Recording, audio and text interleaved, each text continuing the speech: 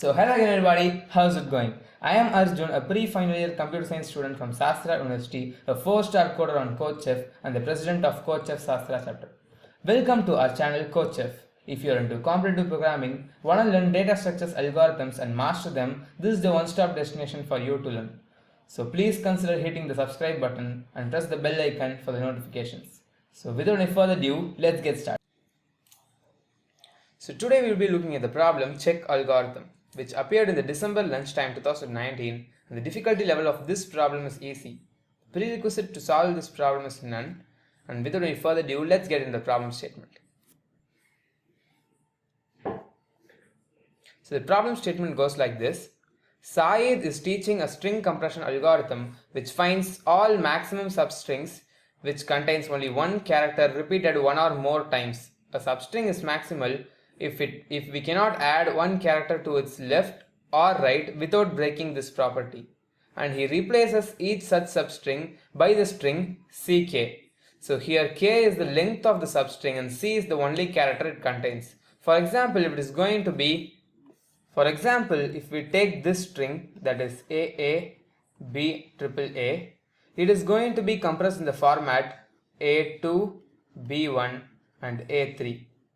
To put the problem in simple words, what Saeed is trying to do is, he is just splitting this whole string into contiguous substrings which are going to have only single character. So the first substring will be these two A's, the next substring will contain a single character, that is B, and the final substring would contain 3 A's.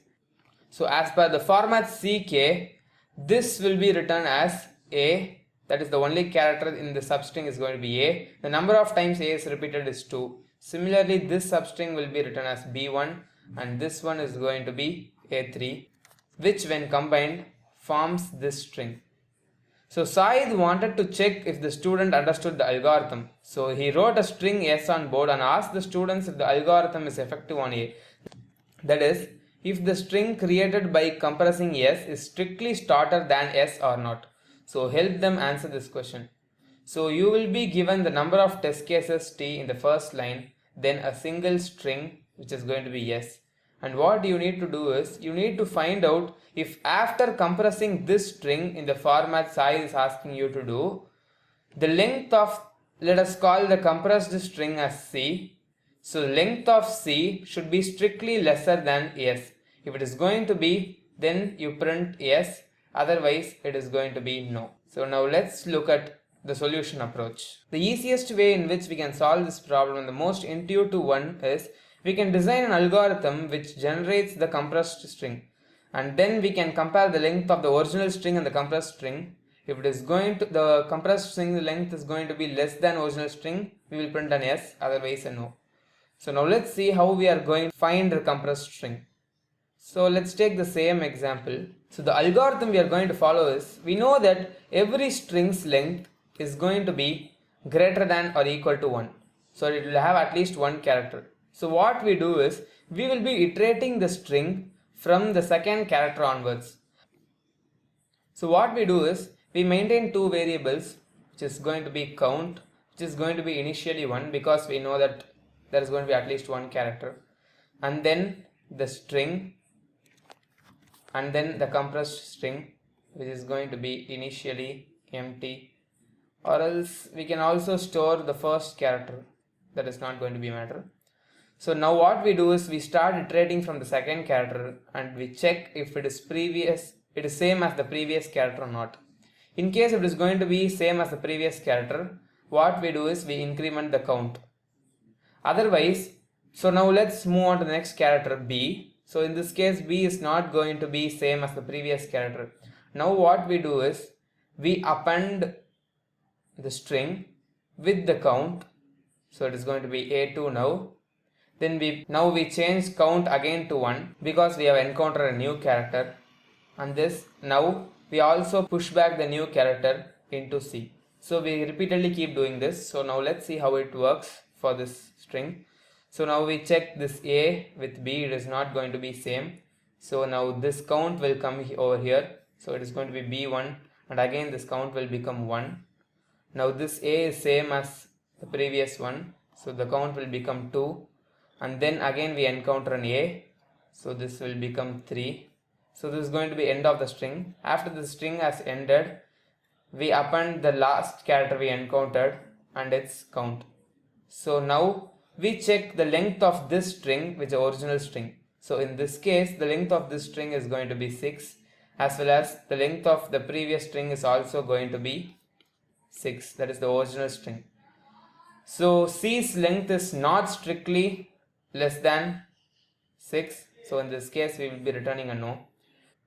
Otherwise we return yes. So I hope you understood the solution approach. Now let's quickly move on to the C++ code, and finally we will be submitting it on CodeChef. Here is the C++ code for the approach we discussed earlier. So first I get in the number of test cases, and for each test case I get in a string, and I call the function solve, passing the string as the parameter. So the solve function is defined as follows. So as said, I am maintaining a variable called count and an empty string with the name C. So initially I push the first character of the original string into our new string, and I iterate from the second index, that is going to be 1 because it is 0 based indexing. And what I do is I check if the current character is going to be same as the previous character or not. If not, I convert count into string and append it to C, and I also push back the new character we have encountered and change count to 1. Otherwise, we know that the current character is going to be same as the previous character, so I increment count by 1. And finally, after the for loop is terminated, I append the count to the string. This is because after the for loop is terminated, we will be having one character at the last of the new string for which the count will not be present. So after that, if C.length, that is a new string's length, is going to be strictly less than our old string's length, we return yes, otherwise no. So I hope you understood the C++ code. Now let's quickly copy this and submit it on CodeChef.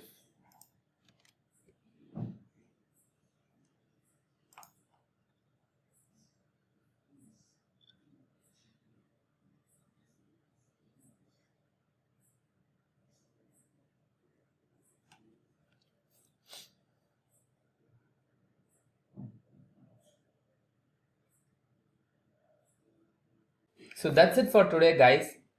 After watching this tutorial, try to code the solution on your own and submit it on CodeChef. If you understood this tutorial perfectly, please like this video and share it with your friends who are into computer programming. To stay updated, please subscribe to our channel and click the bell icon. You can also stay updated via our Telegram group, to which the link is in the description below. Thank you. Have a nice day.